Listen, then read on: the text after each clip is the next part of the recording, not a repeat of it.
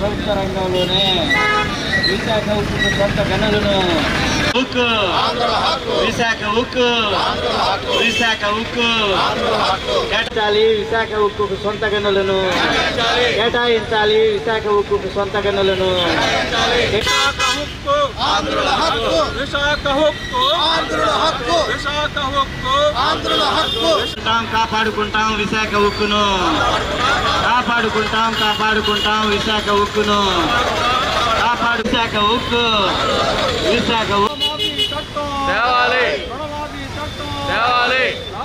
ఉక్కు పరిరక్షణ కోసం అమలు చేయాలి. రైతాంగానికి ఇచ్చిన హామీలను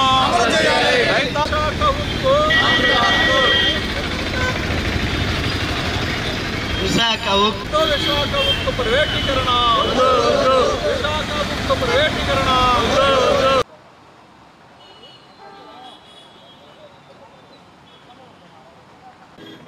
విశాఖ ఉక్కు పరిరక్షణ కోసం సంయుక్త కిసాన్ మోర్చా ఇచ్చిన పిలుపులో భాగంగా ఈరోజు ఏలూరులో నిరసన దీక్ష కార్యక్రమాన్ని నిర్వహిస్తూ ఉన్నాం.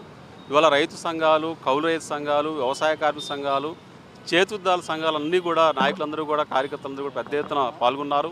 ఈరోజు విశాఖ ఉక్కు పరిరక్షణ కోసం గత 4 సంవత్సరాలుగా పెద్ద ఎత్తున ఇవాళ కార్మికులు, ప్రజానీకం పోరాటం చేస్తున్నా సరే ఇవాళ కేంద్ర ప్రభుత్వం వైఖరులు ఎటువంటి మార్పు లేదంటే ఇంతకంటే దుర్మార్గం అని చెప్పేసి అడుగుతా ఉన్నాం. 4,000 మంది కార్మికుల్ని కాంట్రాక్ట్ కార్మికులు తొలగించే నిర్ణయం చేస్తే దానికి వ్యతిరేకంగా పోరాడి ఇవాళ విశాఖలో కార్మికులు విజయం సాధించారు. ఆ స్ఫూర్తితోటి విశాఖ ఉక్కు పరిరక్షణ కోసం కూడా రాష్ట్రం అంతా కూడా నిలబడుతుందని చెప్పేసి సందర్భంగా మేము తెలియజేస్తూ ఉన్నాం. విశాఖ ఉక్కు ఇది ఆంధ్రుల ఆత్మ గౌరవానికి సంబంధించింది కాబట్టి కేంద్ర ప్రభుత్వం విశాఖ ఉక్కును ప్రైవేటీకరించాలనే నిర్ణయాలు చేస్తే కనుక ఆంధ్ర రాష్ట్ర ప్రజలు ఊరుకోరు, సహించరు అని చెప్పేసి ఇవాళ కేంద్ర ఎన్డీఏ ప్రభుత్వానికి మేము హెచ్చరిస్తూ ఉన్నాం. ఇప్పటికైనా విశాఖ ఉక్కు ప్రైవేటీకరణ ప్రయత్నాలు విరమించుకోవాలి. ప్రభుత్వ రంగంలోని విశాఖ ఉక్కును కొనసాగించాలి. అలాగే విశాఖ ఉక్కుకి సొంత గనులు కేటాయించాలి. విశాఖ ఉక్కు పరిశ్రమ కోసం భూములు ఇచ్చిన రైతుల బిడ్డలకు కూడా ఉద్యోగాలు ఇవ్వాలని చెప్పేసి సందర్భం కోరుతా ఉన్నాం. విశాఖ ఉక్కు పరిరక్షణ కోసం జరుగుతున్న ఉద్యమంలో అందరూ కూడా భాగస్వామ్యం కావాలని చెప్పేసి విజ్ఞప్తి చేస్తూ ఉన్నాం. అదేవిధంగా 2021లో ఢిల్లీ రైతాంగ ఉద్యమం సందర్భంగా ఉత్తరప్రదేశ్లోని లఖింపూరి ఖేరీలో శాంతియుతంగా ర్యాలీ చేస్తున్న రైతులపై అప్పటి కేంద్ర హోంశాఖ సహాయ మంత్రి అజయ్ మిశ్రా కొడుకు ఇవాళ ఆశీష్ మిశ్రా రైతులను కార్లతో తొక్కించి హత్య చేయడం జరిగింది. ఆ దుర్మార్గ ఘటనకు వ్యతిరేకంగా దేశం అంతా కూడా నిరసన వ్యక్తం చేసింది. కాబట్టి ఆ అమరవీరులకు కూడా జోహార్లు అర్పిస్తూ ఉన్నాం. ఢిల్లీ రైతాంగ ఉద్యమం సందర్భంగా ఇచ్చిన హామీలు ఏవైతే ఉన్నాయో ఇప్పటికైనా కేంద్ర ప్రభుత్వం వాటిని అమలు చేయాలి. మద్దతు ధరల గ్యారంటీ చట్టాన్ని తీసుకురావాలి. రుణమాఫీ చట్టం తీసుకురావాలి. కేంద్ర విద్యుత్ సవరణ బిల్లుని రద్దు చేయాలి. అలాగే రైతాంగ ఉద్యమంలో అమరులైన రైతుల కుటుంబాలకి నష్టపరిహారం చెల్లించాలి. కేసులు ఎత్తివేయాలి. ఈ డిమాండ్స్ కూడా పరిష్కారం చేయాలి. లేని పక్షంలో రైతాంగ ఉద్యమం కూడా దేశవ్యాప్తంగా మరొకసారి ఉధృతం అవుతుందని చెప్పేసి కూడా తెలియజేస్తూ ఉన్నాం. అందరికీ నమస్కారం. డేగా ప్రభాకర్, ఆంధ్రప్రదేశ్ రైతు సంఘం రాష్ట్ర కార్యదర్శి. దగ్గరగా 1300 రోజులకు పైగా విశాఖ ఉక్కుని రక్షించుకోవడం కోసం విశాఖలో ఆందోళన చేస్తున్న సంగతి ప్రజలందరికీ తెలుసు. ఇది ఆంధ్ర రాష్ట్ర ప్రజలందరికీ సెంటిమెంట్. విశాఖ ఉక్కు ఆంధ్రుల హక్కు అని చెప్పేసి ఎన్నికల్లోనేమో కూటమిగా పోటీ చేసిన వాళ్ళు దీన్ని రక్షిస్తామని చెప్పారు. దాంతోపాటు మోడీ గారు కూడా ఆ రోజు ఊగిసలాడాడు. ఇవాళ ఎన్నికలు అయిపోయినాయి, ప్రజలతో కార్మికులతో అవసరాలు తీరిపోయినాయి కాబట్టి మళ్ళీ విశాఖ ఉక్కుని అమ్మకానికి కావాల్సిన ప్రయత్నం చేస్తున్నారు. అందులో భాగంగానే 4,000 మంది కార్మికుల్ని పైగా వాళ్ళు తొలగించారు. దాని మీద నిన్న, ఈరోజు, రేపు అంటే విద్యార్థులు, యువకులు మొదటి రోజు, కార్మిక సంఘాలన్నీ రెండవ రోజు, ఇవాళ రైతు అలాగే వ్యవసాయ కార్మిక సంఘాలు, చేతి వృత్తులు, ఇతర సంఘాలన్నీ కూడా ఈరోజు రాష్ట్ర వ్యాప్తంగా నిరాహార దీక్షలు చేస్తూ ఉన్నాయి. దాంతో ప్రభుత్వం దిగొచ్చింది. నిన్నేమో చర్చలు జరపడం ద్వారా 4,000 మంది కాంట్రాక్ట్ లేబర్ని అందరినీ కూడా పనిలోకి తీసుకున్నారు. అదే పద్ధతిలో అప్పటి నుంచి ఇప్పటిదాకా ఇండియా కూటమిలో ఉన్న అన్ని పక్షాలు దెబ్బలాడుతూ ఉన్నాయి. దాన్ని ప్రభుత్వ రంగ సంస్థగానే కొనసాగించాలని కోరుతూ ఉన్నాయి. కావాలంటే సెయిల్లో విలీనం చేయమంటా ఉన్నాయి. అట్లాగే ఐరన్ ఓర్ని ప్రత్యేకంగా కేటాయించమని చెప్పేసి కోరుతూ ఆ విశాఖ ఉక్కుని రక్షించుకోవడానికి కావాల్సిన చర్యలన్నీ కూడా రాష్ట్ర ప్రభుత్వం, కేంద్ర ప్రభుత్వం తీసుకోవాలి. లేని పక్షంలో ఈ ఉద్యమాన్ని మరింత ఉధృతం చేస్తాం. ఇప్పటికే 40 ఏళ్లకు పైగా అయింది భూమిని సేకరించి విశాఖలో. ఇది ప్రభుత్వ రంగ సంస్థగా ఉంటేనే భూమినిచ్చిన రైతుల పిల్లలకు ఎప్పటిదాకా ఉద్యోగాలు ఇవ్వలేదు. అది ప్రైవేట్ రంగంలోకి పోతే వాళ్ళ పరిస్థితి అగమ్యగోచరంగా ఉంటుంది తప్ప వేరే ఏం కాదు. అందుకోసం తక్షణం భూములిచ్చిన రైతు పిల్లలకు కూడా అందులో ఉద్యోగాలు ఇవ్వాలని చెప్పి ఈ ఆందోళన సందర్భంగా మేము డిమాండ్ చేస్తూ ఉన్నాం.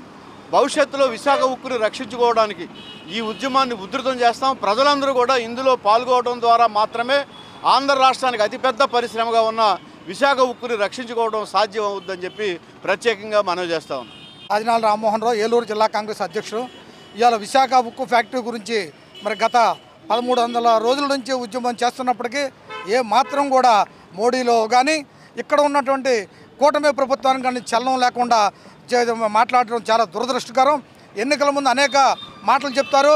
ఆ వాగ్దానాల్లో ఈ విశాఖ ఉక్కు ఫ్యాక్టరీని ప్రైవేటైజేషన్ చేయనివ్వకుండా అడ్డుపడతామన్నారు, కానీ ఎవరూ కూడా దానికి సరైన స్పందన లేదు.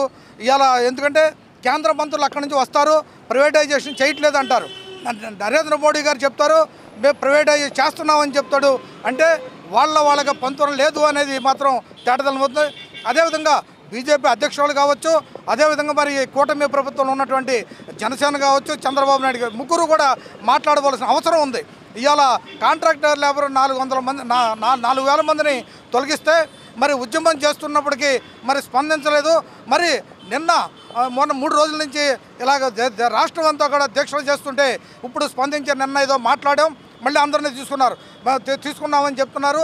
కానీ ఇది శాశ్వతం కాదు, తాత్కాలికం అన్నట్టుగా ప్రజలందరూ చెప్తున్నారు.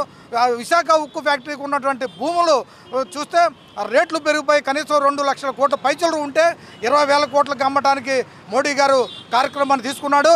అయితే ఇవాళ మా పిసిసి అధ్యక్షులు వైఎస్ రెడ్డి గారు కూడా నిన్న అక్కడికి వెళ్ళి ఆ దీక్షా శిబిరంలో సంఘీభావం తెలియజేయడమే కాకుండా ఖచ్చితంగా నేను ఇండియా ఫోరంలో ఉన్నటువంటి నాయకులను తీసుకొస్తాం, అదేవిధంగా మా రాహుల్ గాంధీ గారిని కూడా తీసుకొచ్చి ఇక్కడ దీక్ష చేసి ఈ మన ఏదైతే విశాఖ ఉక్కు ఫ్యాక్టరీని ప్రైవేటైజేషన్ చేయకుండా అడ్డుకుంటాం. ఎంతటి త్యాగానికైనా వామపక్ష అందరం ఇండియా ఫోరం పార్టీ అందరం కలిసి నిర్ణయం తీసుకుంటామని చెప్పి మరి షర్మిలారెడ్డి గారు నిన్న మాట్లాడారు.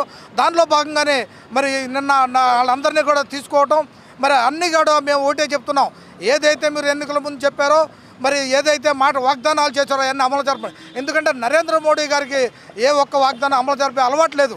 మరి లఖింపూర్ కేరీలో ఆ రోజున రైతు సంఘాలు ఉద్యమం చేస్తుంటే వాళ్ళందరికీ అలా అజయ్ మిశ్రా కొడుకు అశోక్ మిశ్రా మరి యాక్సిడెంట్ చేసి కారుతోటి చంపేస్తేనే 4 తొక్కించి చంపేసిన దుర్ఘటన జరిగితే రైతుల మీద ఇవాళకి కూడా దాని మీద మాట్లాడుకోకుండా ఉన్నాడంటే చాలా దాని మీద సరైన కేసులు కట్టి ఇచ్చేయాలనే ఆలోచన కూడా లేని దుర్మార్గమైన ప్రధాని ఎవరైనా ఉన్నారంటే అది నరేంద్ర మోడీ అని మీ ద్వారా తెలియజేసుకుంటూ రైతులకి అదేవిధంగా విశాఖ ఉక్కు ఫ్యాక్టరీని తప్పనిసరిగా రక్షించుకోవడానికి అందరం కూడా ఎంతటి త్యాగానికైనా సిద్ధమై మేము అందరం కూడా ఇండియా ఫోరం పార్టీ అందరం కలిసి ఈ ఉద్యమాన్ని తీవ్రతరం చేస్తామని మీ ద్వారా తెలియజేసుకుంటున్నాం.